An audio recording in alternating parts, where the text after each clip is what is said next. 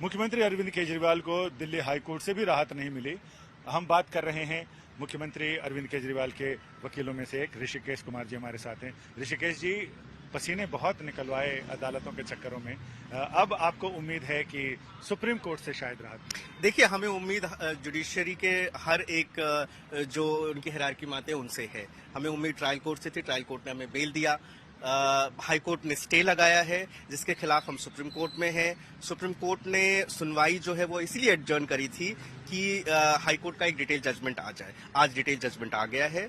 Court के कुछ observations हैं। डिटेल जजमेंट की कॉपी अभी तक हमारे को नहीं मिली है, वो अपलोड कर दी जाएगी। हम इसको फिर कोर्ट में फाइल कर देंगे सुप्रीम कोर्ट में, और कल की सुनवाई पे हमें पूरी उम्मीद है सुप्रीम कोर्ट से हमें जरूर राहत मिलेगी। मतलब ये मान के चल रहे हैं कि एक तो आपने पहले जो दिल्ली हाईकोर्ट में ऑर्डर रिजर्व रखा था, इसको चुनौती दी थी, और अब इस आदेश को चुनौती दे रहे हैं, तो दोनों चुनौतियां एक साथ। देखिए, अगर आप ऐसे समझे कि ट्रायल कोर्ट ने जब बेल दिया था और शुक्रवार को जब यहाँ पे हियरिंग हुई थी तो इंटरिम स्टे ग्रांट किया गया था और ये कहा गया था कि डिटेल जजमेंट जो है वो बाद में आएगा। तो उसी के कंटिन्यूएशन में आज कोई सरप्राइज नहीं है, क्योंकि एक इंटरिम स्टे ऑलरेडी दी गई थी। तो आज डिटेल जजमेंट आया है हाई कोर्ट का, which is in continuation with the interim stay which was already granted.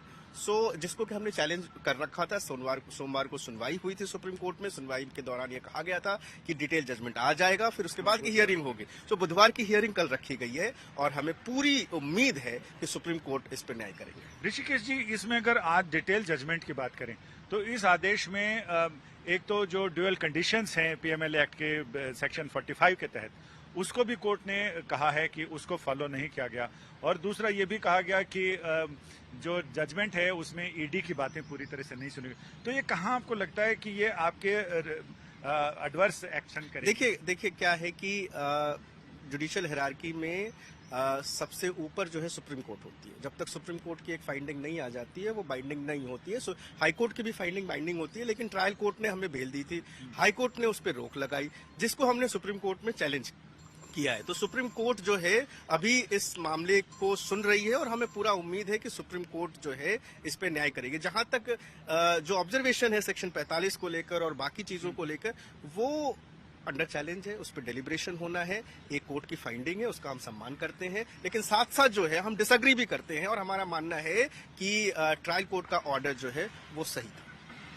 यानी उम्मीद पर दुनिया कायम है, और अब ऋषिकेश जी ने भी जो उम्मीद जताई है कि उन्हें सुप्रीम कोर्ट से न्याय मिलेगा, और जो उनकी याचना है, जो उनकी प्रार्थना है, उसे सुप्रीम कोर्ट कंसीडर करेगा, और सुप्रीम कोर्ट की अवकाशकालीन पीठ से जरूर उन्हें कुछ राहत मिलेगी। यानी ये मामला अगर हम देखें तो नीचे से ऊपर तक, चूंकि ग्रीष्मावकाश चल रहे हैं तो अवकाशकालीन पीठें ही इसे सुन रही हैं, और यहाँ भी अभी अवकाशकालीन पीठ ने ही जस्टिस सुधीर कुमार जैन की एकल जज पीठ ने सुनवाई की है और आदेश दिया है, और सुप्रीम कोर्ट में भी अभी 6 जुलाई तक अवकाशकालीन पीठ ही बैठ रही है। यानी 8 जुलाई से अब सुप्रीम कोर्ट के और हाई कोर्ट्स की छुट्टियां खत्म हो जाएंगी और फिर नियमित पीठें बैठेंगी। तो ये देखना दिलचस्प होगा कि सुप्रीम कोर्ट में बुधवार को होने वाली सुनवाई क्या रुख लेती है, क्या मोड़ लेती है। कैमरामैन संजीव कुमार के साथ संजय शर्मा, दिल्ली।